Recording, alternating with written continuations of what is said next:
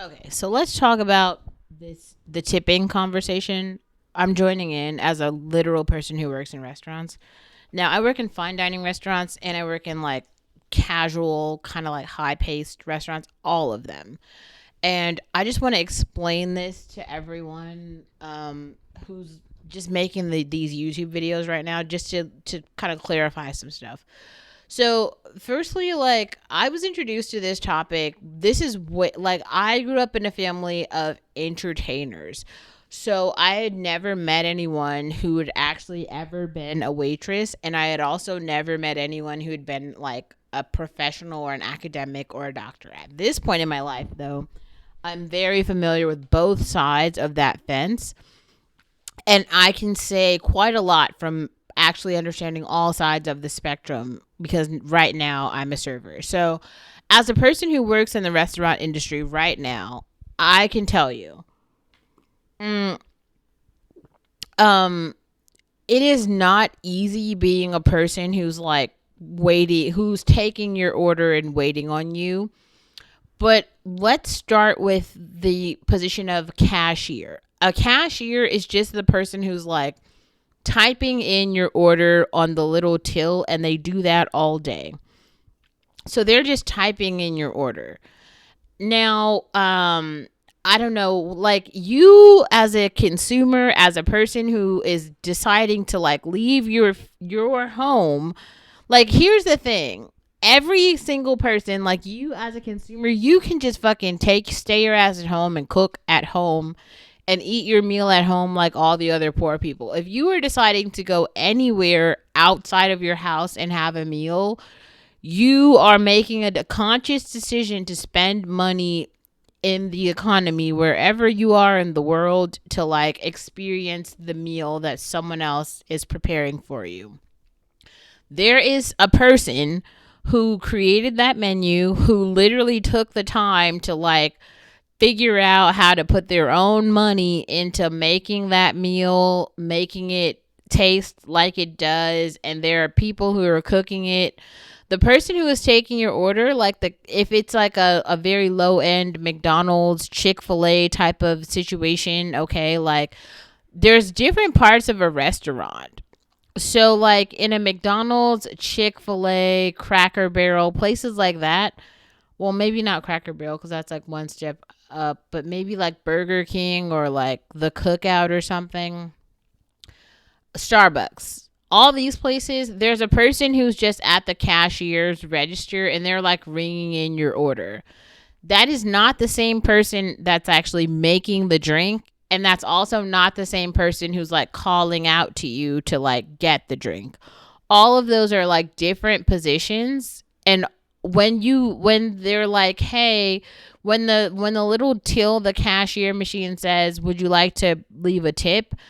That money that you deliver is not just being split between the person who is literally taking the order, it's split between everyone in the establishment. So if you're the person who's on the other end, like, I'm not going to tip because there's a, standard wage at the place. What you're actually saying is like you did not enjoy the service at the place that you decided to go and spend your money, and so you don't care about the people who work there. So it's true that maybe at places like a Starbucks there's like a minimum wage, but also those people are making them like whoever is working at the Starbucks could also just be sleeping in, and they're choosing to work at the Starbucks because they're probably trying to make some part of their own dream come true.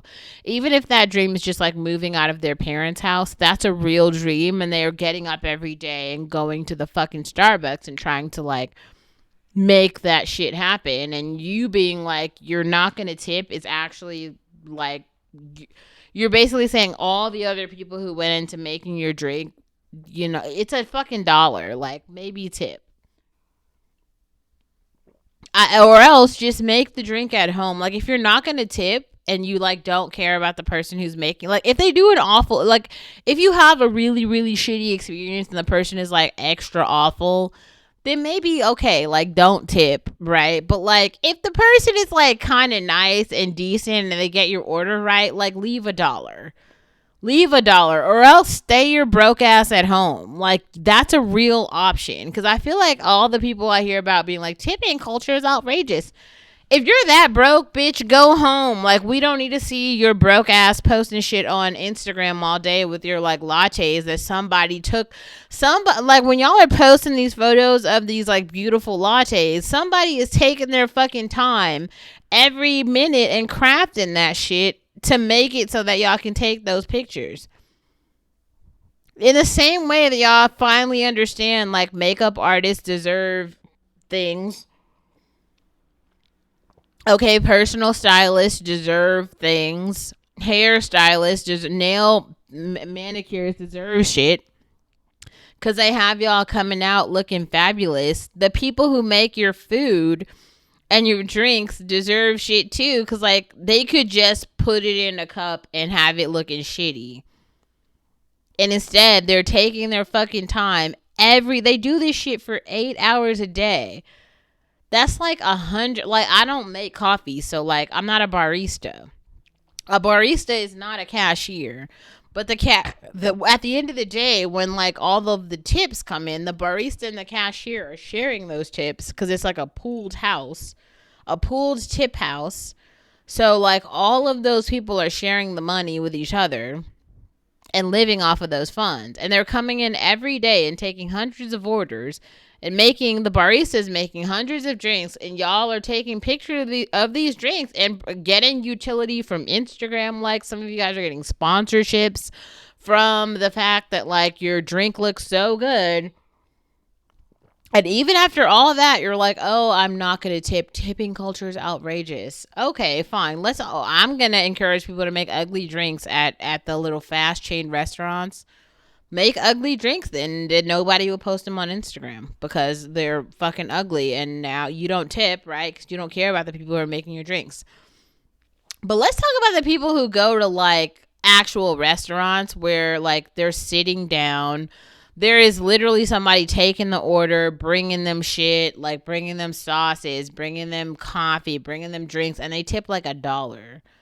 If you're going to sit down at any restaurant, including Cracker Barrel, IHOP, anywhere, you need to tip at least $5 is like the minimum amount of like, there was a human person who brought me a fucking coffee. If a human person walks a fucking coffee to your table, that is worth $5.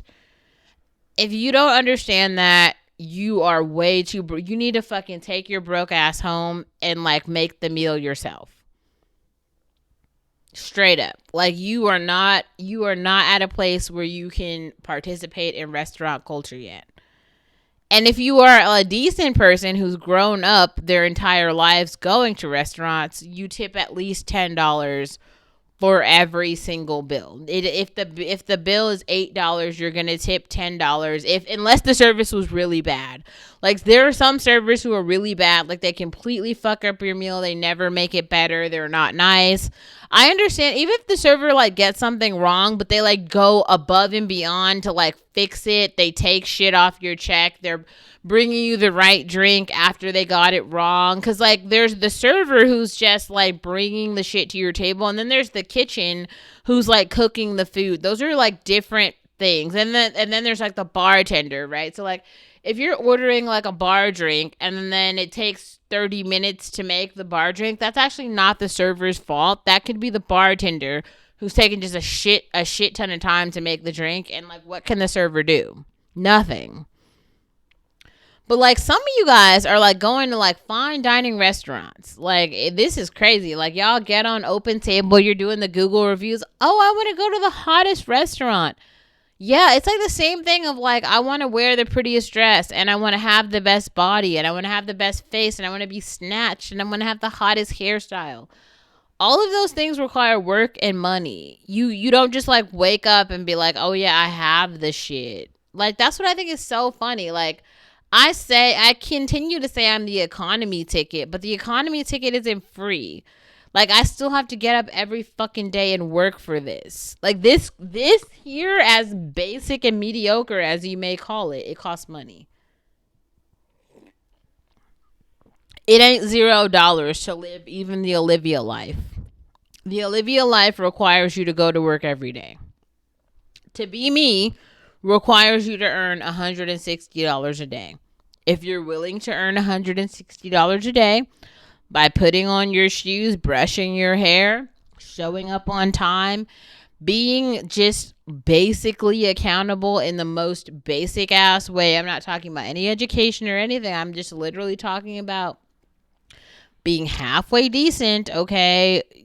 If you're willing to do that, you can live this life because I'm showing you guys the economy ticket.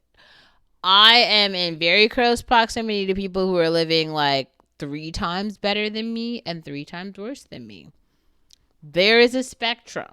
But if you want to remain here, right, where we make the same amount of money every day, we know what's going to happen. Like, I know what's going on in my apartment. You know what I'm saying? Like, I have Valentino bags. Like, if I want to be the person, like, I started restaurants in fine dining.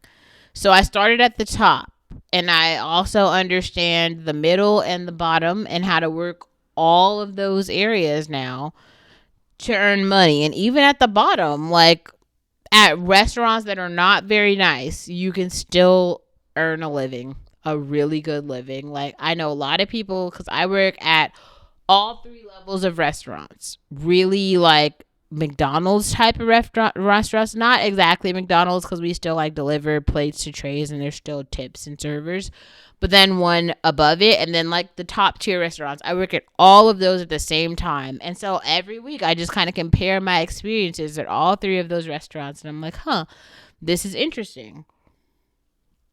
Now, a lot of my colleagues only work at one of those types of restaurants. They like only work at bottoms here, only work at like fine dining, or they only work in the middle. I do all of them. And I don't know, like here's what I will say, like working at places that are like very fast paced, like basic type of restaurants, like a Denny's type of restaurant, like if you just work at Denny's, I don't work at Denny's, I'm not affiliated with Denny's in any way, I'm just using this as an example. You can come like in any city in America, if you simply work at the most rinky dink Denny's, you're gonna come out making about $800 a week. If you just show up 5 days a week at a shift that's like 7 to 2, you're gonna make $800 a week, which translates to what is 8 times 4? I think isn't that there is $3,200. Let's just use the calculator because I'm a little drunk. So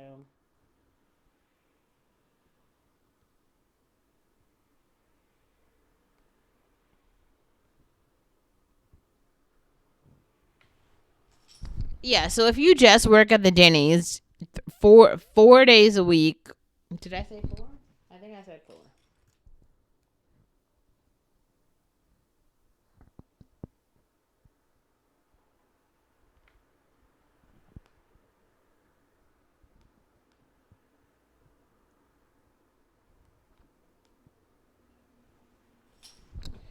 Yeah, so if you work at the most rinky dink Denny's in America 4 days a week from like 7 to 2, you're probably going to make around $160 a day just for walking a plate to a table. Some tables is going to be wrong.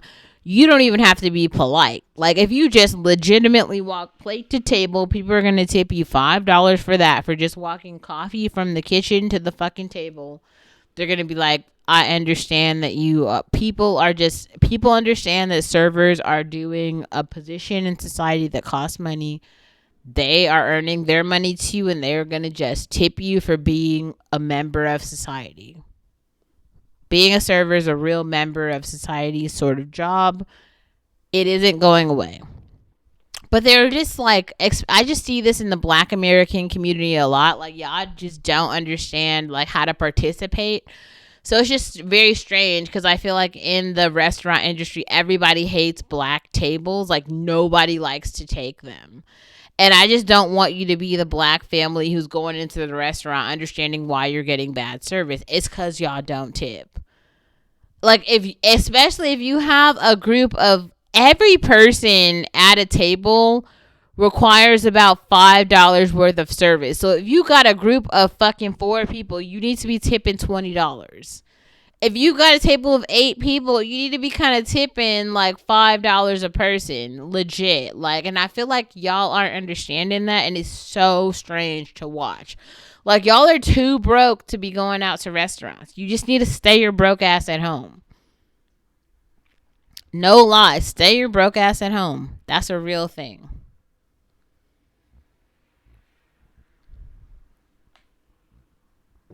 Like,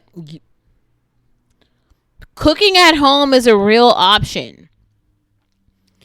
We all know about the people on food stamps who are like cooking potatoes every day on the stove. Right? You can buy a $20, a $60 kitchen set from Macy's, and for the rest of your life and your family's life, you can just cook out of that one pot. And if that's your situation, nobody's like mad at you. But don't walk into fucking Denny's, but and be like tipping $1 or some shit, tipping $3. Come on, bro. Like, just stay your broke ass at home. It's okay. Like, those pancakes are not for you. Like, people hate you. Also, just understand, like, a lot of the tip house, I don't even need to cover fine dining, because like in fine dining, people already know what's up. Like, rich people are tipping based on the service, and even if the service is kind of shitty, like at a fine dining restaurant, the managers will step in to make it right. So let's say an average table is going to spend $200. They're going to tip $50 every fucking table. So if a server has 4 tables in one night, they're going to make $200. And that's what it is. So, and we don't really need to talk about fine dining, because everybody like knows how to act. Everyone knows what's up.